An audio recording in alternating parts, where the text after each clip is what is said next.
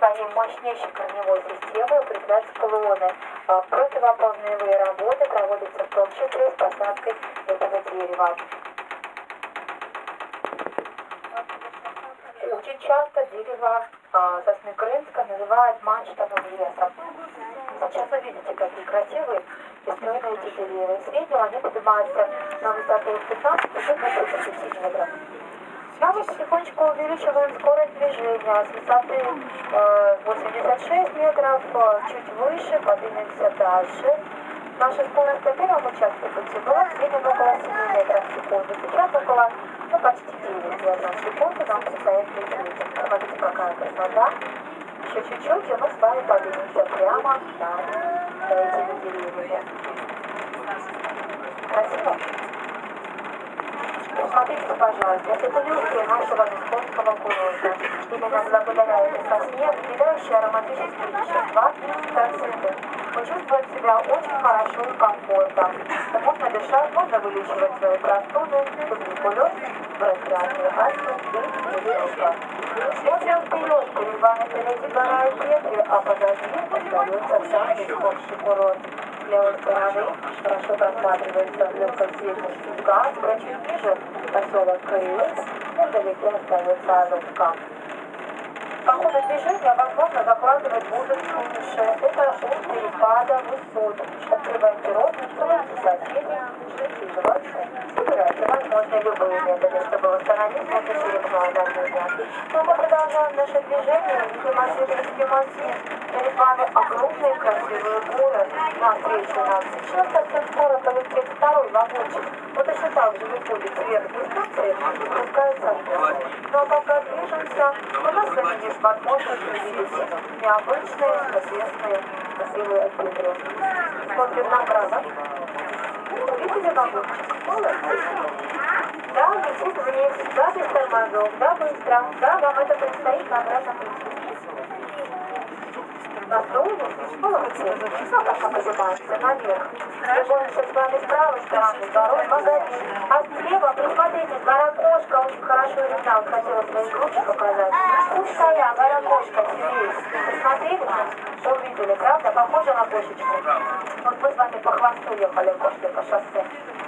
А мы приближаемся с вами к ответственным скалам и обрывам. А теперь представьте себе, на самом деле это коралловые рифы. Мы едем с вами на дно моря. На дно моря. И вот это окаменевшая колония кораллов. Правда, это было очень давно.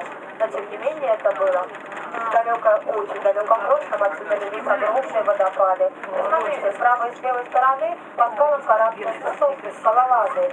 Красивая плоская излучина, растут они буквально в скале, семечко заносится ветрами и чувствуется, как будто питает сопки на самом деле скалы. Поднимаемся еще выше и выше. Направо уже показывается вид на Аюдак, Медведгору направо. Интеллигентные постройки, это Ялта. Еще раз покажу на обратном пути, когда будем спускаться. Ну, а мы поднимаемся с вами все выше и выше, к высоте более 1100 метров над уровнем моря.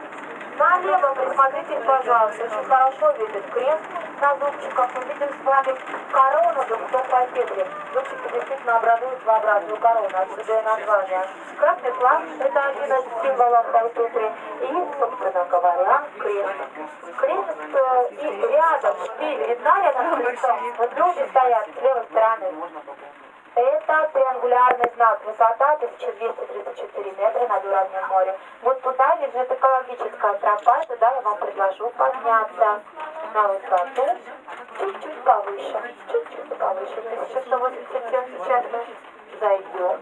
Отходим от дверей. Пропускаем специальную канатную дорогу, здесь не выходит. Ну, есть возможность открыть двери всем желающим.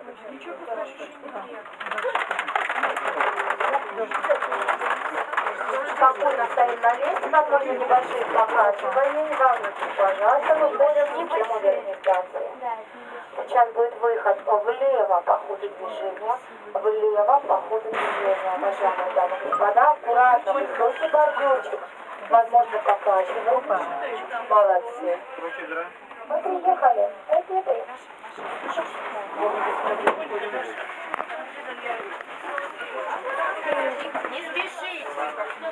торопись.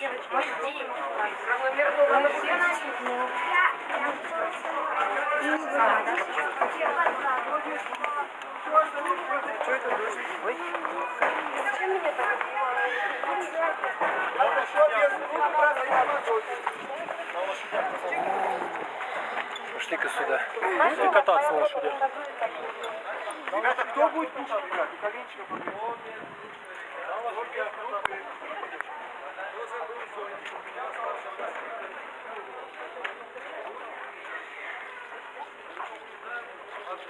Пожалуйста.